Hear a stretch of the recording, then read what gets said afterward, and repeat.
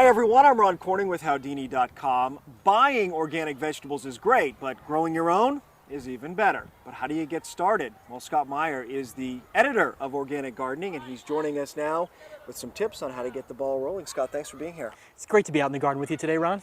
All right, first of all, Scott, why organic? As you said, you get great produce, better than you can buy, but it's also just satisfying to be outside, the fresh air and the sunshine, and working in concert with nature to produce a great result. Nutritionally? You get better food, and it's fresher and tastes better than any food you can buy. Yeah, a lot of chefs are going that way. All the chefs know that organic food is the best kind of food. It's also cool. When you're talking about your garden, you're going to tell people, I'm an organic gardener, not just a gardener. So take us through it, the first step. You're looking for a place that gets full sun to grow those great summer vegetables everybody loves. That means 8 to 10 hours of sunlight a day at the peak of summertime. You also want to make sure that it has good drainage. That means that water doesn't sit there when it rains. When you leave water on the soil sitting there, it can cause all kinds of other problems. So make sure that the soil is drained well. Just pour a little water on top, and if it drains away, you're great. In terms of the amount of space you need for the plot, what would you recommend? Some people don't have a lot of space. You don't need a lot of space, and you also don't want to really start big. A lot of new gardeners make the mistake of planting too much and making too big of a garden that they can't maintain.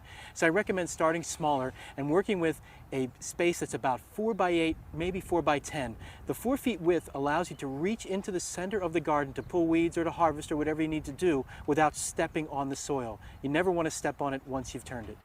So Scott has put together a garden cart that has all of the materials and tools you need to get your garden plot ready, and I'm impressed with how little you need to really get started. It's great. You don't need a lot of fancy machines or expensive tools to get started. Everything you need is really available at your local hardware store or home center. Beginning with really a wooden stake. Wooden stakes you'll find in any hardware store, and these are great for just marking off the area and giving yourself a feel for how big it is and how it's going to work with the sun and the drainage. And this is a large size spade, right? It's a large size spade, and it's different than a shovel because it's square at the bottom and it has these foot spots here that you can use to push the spade into the soil. It's important that you get a sharp spade. Most of the tools that you buy don't have an edge on them. This one needs an edge so that you can cut through the sod and lift it right up. And then you have to sort of work that soil over, and this is what you need for that. A fork, and a garden fork is the right tool for working the soil. You want one that has a wide spacing between the tines. You'll see some forks that are closer together for other purposes. You want this one because you're going to put it in the soil and use it to break up the clods that are underneath where the grass was.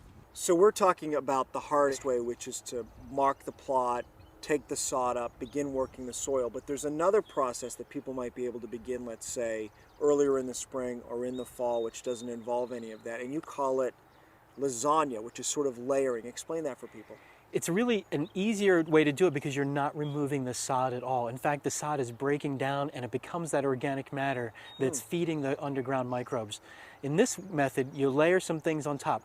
Newspaper, straw, grass clippings, shredded leaves, again, all natural things you have. The newspaper is very effective in killing the grass off, and then the other things start to break down and begin to create rich, fertile soil. In fact, you don't even need to work it with the pitchfork. In that case, you're just cutting holes into it and planting right through it.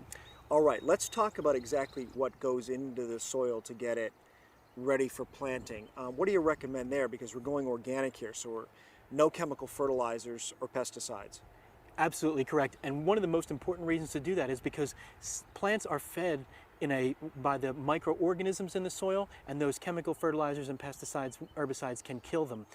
In an organic system, you're really nourishing those microbes, and they're doing the work for you. That really begins with compost. You can make it or you can buy it. You work that into the soil, and again, those microbes are working with them, they're breaking them down and turning that into fertilizer for your plants. So when it comes to weeds, no chemical weed killers, how do you deal with it?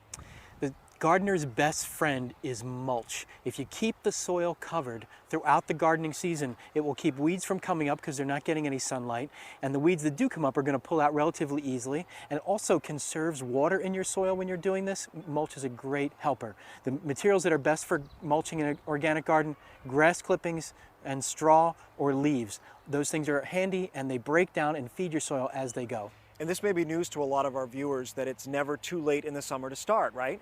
It's not too late to start to grow the hot weather vegetables. You go to the garden center and find the plants full grown there. So start with those green beans, plant from seed. You can do that in mid to late summer.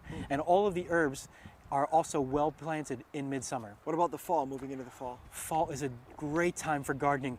It's a great time of year to grow the salad greens that everybody loves and are the easiest things to put on your table. Lettuce, spinach, kale, those are all great planted in the fall. You start those from seed, or you can start them from small plants.